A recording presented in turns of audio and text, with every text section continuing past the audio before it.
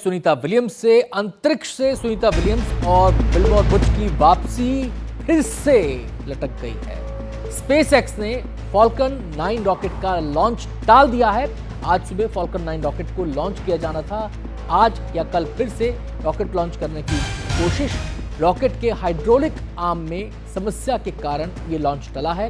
Falcon 9 rocket से ही Sunita Williams और Bush Wilmore को अंतरिक्ष स्पेस स्टेशन से लौटना है। आपको बता दें कि जून के महीने में सुनीता विलियम्स गई थी और 8 हफ्ते का उनका ये मिशन था, लेकिन ये तब्दील होते होते अब कई महीने तक खिंच चुका है।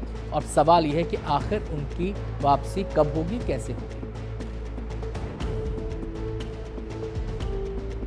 तो अब आपको बताते हैं कि जो वापसी टली है इसके पीछे की वजह क्या है। विस्तार से ग्राफिक्स में आपको बताते हैं। वापसी फिर से टल गई है, ये आपको पता ही है, और इसकी वजह क्या है ये आपको हम बता रहे हैं। स्पेसएक्स ने फॉल्कन 9 रॉकेट का लॉन्च दरअसल टाल दिया है क्योंकि उसमें एक तकनीकी खराबी आ गई है। तकनीकी खराबी क्या है? हाइड्रोलिक आर्म में खराबी के बाद इस लॉन्च को टाला गया है। आज सुबह इस रॉकेट का लॉन्च होना था लेकिन हो नहीं सका। फॉल्कन 9 रॉकेट से ही सुनीता विलियम्स और बुश विल्मोर को धरती पर लाया जाएगा। दोनों फिलहाल अंतर्राष्ट्रीय स्पेस स्टेशन में मौजूद हैं। एक छोटे से मिशन के लिए गए थे, लेकिन लगता है मिशन काफ़ी ड्रैग हो चुका है, काफ़ी बड़ा हो चुका है। इससे पहले भी कई डेट्स इनकी वापसी की टल चुकी हैं। आज या कल फिर से रॉकेट लॉन्च करने की कोशिश की जाएगी। हालांकि तय अभी कुछ नहीं है, लेकिन कोशिश की जाएगी। अंतरिक्ष यात्रियों को भेजने की तैयारी है और ये अंतरिक्ष यात्री, जो 4 अंतरिक्ष यात्री भेजे जाएंगे, उन्हीं के स्थान पर सुनीता विलियम्स और बुश विल्मोर धरती पर आएंगे। सुनीता बुश विल्मोर की जगह लेंगे चारों अंतरिक्ष यात्री। ये 4 वहाँ जाएंगे, ये दोनों वहाँ से आएंगे। तो फिलहाल इंतज़ार अभी हमें और करना पड़ेगा। लबोलुबाब यही है। तो घर वापसी का इंतज़ार कैसे लंबा होता जा रहा है ये हम आपको बताते हैं। 9 महीने से स्पेस स्टेशन में मौजूद हैं सुनीता विलियम्स और बुश विल्मोर। जून 2024 में इंटरनेशनल स्पेस स्टेशन गए थे। बुश विल्मोर भी सुनीता विलियम्स के साथ में थे। दोनों को 8 दिन के मिशन पर अंतरिक्ष भेजा गया था। 8 दिन का मिशन था, छोटा सा मिशन था, जाना था, आना था, आसान लग रहा था, लेकिन ऐसा हो नहीं सका क्योंकि स्टार लाइनर अंतरिक्ष यान से भरी ये जो उड़ान गई थी, स्पेस स्टेशन के पास अंतरिक्ष यान में खराबी आ गई। यान को दिशा देने वाले 5 थर्स्टर्स बंद हुए थे। दोनों को वापस लाने की कई कोशिशें नाकाम हो गई हैं। कई बार घोषणा हुई कि इस डेट को आएंगे, फला डेट को आएंगे, लेकिन ऐसा अभी तक कुछ हो नहीं पाया है। अब क्या होता है स्पेस स्टेशन, ये भी आपको समझना चाहिए क्योंकि बहुत सारे लोगों के जहन में दिक्कत होगी, सवाल होगा कि क्या क्या दिक्कतों का सामना उनको अंतरिक्ष में करना पड़ेगा। तो अंतरिक्ष में बनाई गई एक प्रयोगशाला है। दरअसल ये अंतरिक्ष स्पेस स्टेशन जो बनाया गया है एक प्रयोगशाला के तौर पर है। रूस, फ्रांस समेत 18 देशों ने मिलकर इसे बनाया है। कई देशों का सहयोग इसमें लगा है। पृथ्वी के चारों ओर ये लगातार चक्कर काटता रहता है। लगातार इसकी ये प्रक्रिया चलती रहती है। करीब 90 मिनट में पृथ्वी का पूरा चक्कर ये स्पेस स्टेशन काट लेता है और यहाँ पर समय समय पर अंतरिक्ष यात्रियों की अदला बदली होती रहती है। 20 नवंबर 2000 को पहली बार अंतरिक्ष यात्री यहाँ पर पहुंचे थे और उसके बाद से 25 साल गुजर चुके हैं। ये सिलसिला अनवरत जारी है। 2011 में पूरी तरह बनकर तैयार हो गया था अंतरिक्ष स्टेशन और एक साथ 6 अंतरिक्ष यात्री यहाँ पर रह सकते हैं, यानी कि उनके लिए जो ज़रूरतें हैं उनका पूरा ख्याल 6 यात्रियों का रखा जा सकता है। निर्माण में करीब 15,000 करोड़ की लागत इसके आई थी और ये पूरा ब्यौरा हमने आपका अंतरिक्ष स्टेशन के बारे में दिया। हम सीधे अब रुख करेंगे। हमारे साइंस एडिटर पल्लव बागला हमारे साथ जुड़ गए हैं। इसके अलावा हमारे साथ एक खास मेहमान भी होंगे जो कि अजय लेले हैं, डिप्टी डायरेक्टर जनरल MPIDSA। उनसे हम बातचीत करेंगे, लेकिन सबसे पहले खबर पर बात कर लेते हैं पल्लव से। पल्लव, ये जो तकनीकी खराबी आई है फॉल्कन 9 में, कितनी बड़ी है, किस तरीके से इसके बारे में क्या जानकारी मिल रही है? देखिए, पहले बड़ी खबर आपको बता दूं कि नासा और स्पेसएक्स ने यह अनाउंस किया है कि अब अमेरिका की शुक्रवार की सुबेरे 7:03 पे फैल्कन 9 की उड़ान की जाएगी। तो थर्सडे और फ्राइडे 2 दिन का उनके पास विंडो था। अब उन्होंने फ्राइडे की विंडो को चुना है जी। और फ्राइडे को लॉन्च किया जाएगा। तो स्पेसएक्स के पास इस वक्त फ्राइडे तक का टाइम है ये हाइड्रोलिक प्रॉब्लम को सॉल्व करने का। ये रॉकेट सिस्टम में प्रॉब्लम नहीं है, ये ग्राउंड सिस्टम में प्रॉब्लम थी। और ये शुरू में ही उन्होंने अनाउंस किया था कि इसमें कोई प्रॉब्लम है, अगर हम इसको ठीक कर पाए तो उड़ान होगी, नहीं ठीक कर पाए तो उड़ान नहीं होगी। कहीं ना कहीं स्पेसएक्स के इंजीनियर्स को उम्मीद थी कि आज वो ठीक कर पाएंगे, लेकिन नहीं ठीक हो पाई वो तकनीकी खराबी। उसके कारण आज का लॉन्च जो है, जिसको तकनीकी टर्म में कहा जाता है स्क्रब किया गया, जी। अब शुक्रवार को लॉन्च होगा। और इससे हो सकता है सुनीता विलियम्स अभी भी 19 मार्च को वापस आ सके। जी। उनके वापसी में अभी अनाउंस नहीं किया है नासा और स्पेसएक्स ने कि उसमें डिले होगा कि नहीं। तो जी। अभी ओपन है, शुक्रवार को जी। लॉन्च होता है और फिर 19 को वापसी होती है कि नहीं। लेकिन पल्लव, अब हाँ, यहाँ पे मैं कहीं आपसे ना ये कहीं जानना चाहता हूँ कि आपने ये जो अपडेट दिया है कि अब शुक्रवार की विंडो का इस्तेमाल किया जाएगा, ये खराबी को ठीक करने के बाद दिया गया है या खराबी को ठीक करने की प्रक्रिया चालू है, उसी दौरान इसका ऐलान कर दिया गया है? नहीं, अभी उन्होंने केवल इतना ऐलान किया है कि थर्सडे की विंडो छोड़ के फ्राइडे की इस विंडो को अटेम्प्ट किया जाएगा। और उसको ये नहीं बताया है कि ये खराबी ठीक हो गई है या नहीं हुई है। लेकिन उम्मीद है उनको कि कहीं ना कहीं कर ही देंगे, क्योंकि पहले भी उनको लग रहा था कि कुछ घंटे में वो ठीक कर लेंगे। देखिए, किसी भी रॉकेट पे जिस पे मनुष्य जा रहे हो, किसी भी तरह की रिस्क नहीं ली जाती है। तो अगर जरा सा भी डर होता है तो उसका लॉन्च रद्द किया जाता है और अगली क्लोजेस्ट डेट पे लिया जाता है। ये जी। बड़ी नॉर्मल प्रक्रिया है। और ये वैसे भी रॉकेट साइंस है। अंतरिक्ष में मनुष्य को भेजना बहुत मुश्किल काम है। स्पेसएक्स और फैल्कन 9 इसको बड़ा आसान सा दिखा देते हैं और हमको भी लगने लगा है कि आसान है। नहीं, बहुत मुश्किल है। और कहीं ना कहीं जैसे सुनीता विलियम्स की जो लंबा दौरा हो गया है अंतरिक्ष स्टेशन पे, वहां पे वो अभी तक कमांडर थी स्पेस स्टेशन की। 8 दिन के दौरे पे गई, 8 महीने हुए, फिर अब 10 महीने होने वाले हैं। और कहीं जब भी पिछली बारी उन्होंने बातचीत की थी संवाददाताओं से, वो अपने काम में बहुत लीन और खुश दिखी थी। जी, पल्लव, आपके पास आते हैं। अजय जी का यहाँ पर हम रुख करना चाहेंगे।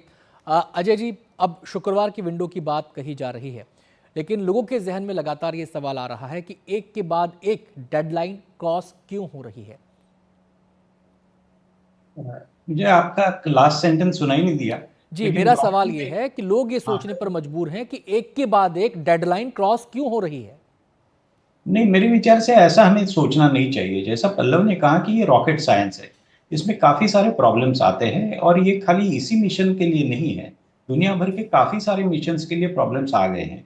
और अगर आज का प्रॉब्लम जो है, अगर हम उसको थोड़ा क्रिटिकली देखें, तो आपका जो स्पेस का क्राफ्ट है, उसमें कोई प्रॉब्लम नहीं है। आपका जो ग्राउंड सिस्टम है, आपके पास एक यान है, जिसके ज़रिए आप आपका लॉन्चर यूज़ करने वाले हैं, फाल्कन 9।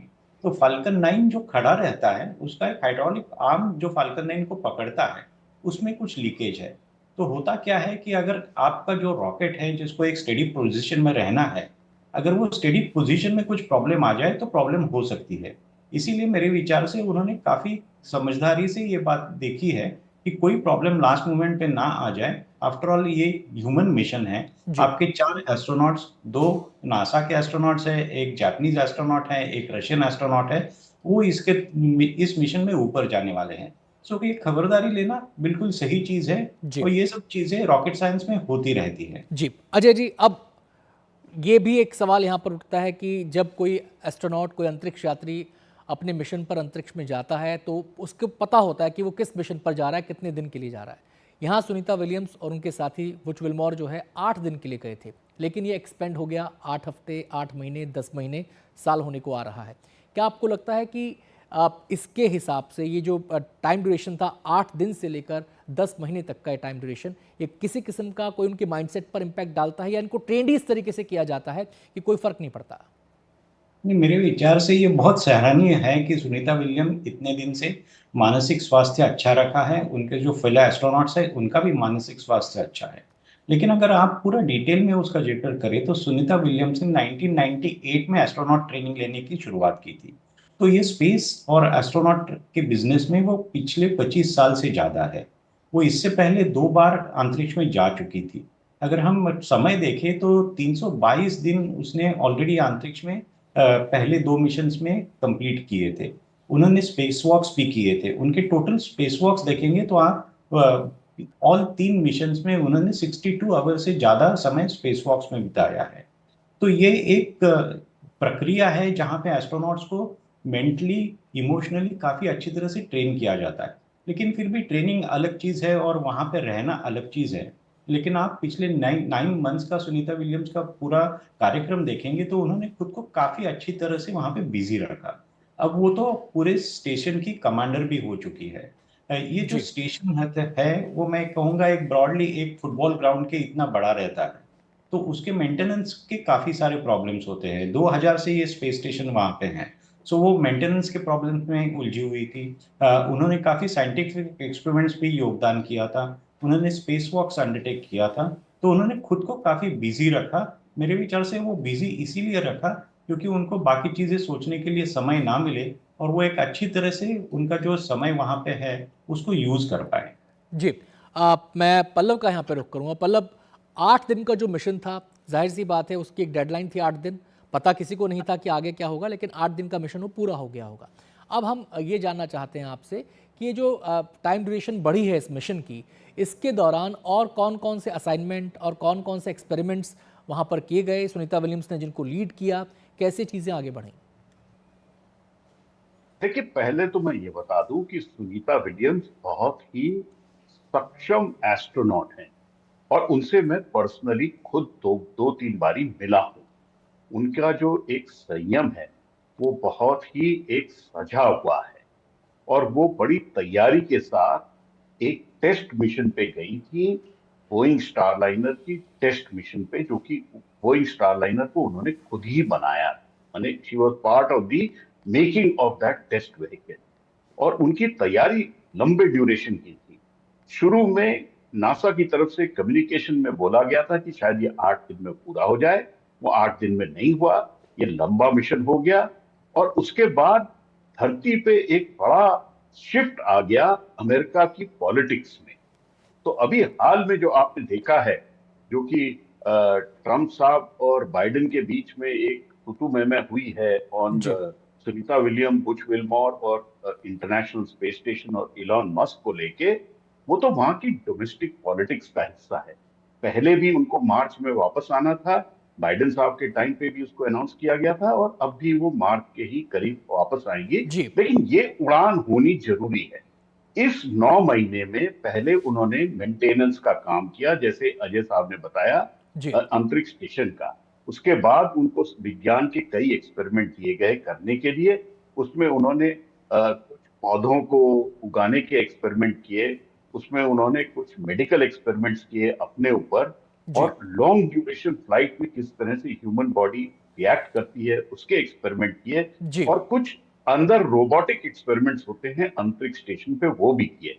लेकिन चलिए। देखिए, समझने की बात है जी, कि मतलब वो समय की कमी है, कमांडर बन माफ़ी गई चाहूँगा थी। मैं समय की कमी है, मुझे माफ़ी के साथ आपको रुकना पड़ेगा। अजय सर, आपका भी बहुत-बहुत शुक्रिया हमारे साथ इस चर्चा में जुड़ने के लिए। तो पल्लव ने एक इम्पॉर्टेंट जानकारी यहाँ पर ये दी है कि ये 2 विंडो रखे गए थे इस मिशन के लॉन्च के लिए। एक था आज का विंडो, वो आज इस्तेमाल नहीं हो रहा है। एक है कल का विंडो, तो कल भी लॉन्च की संभावना है। फिलहाल तकनीकी खराबी को दूर किए जाने की कोशिशें हो रही हैं।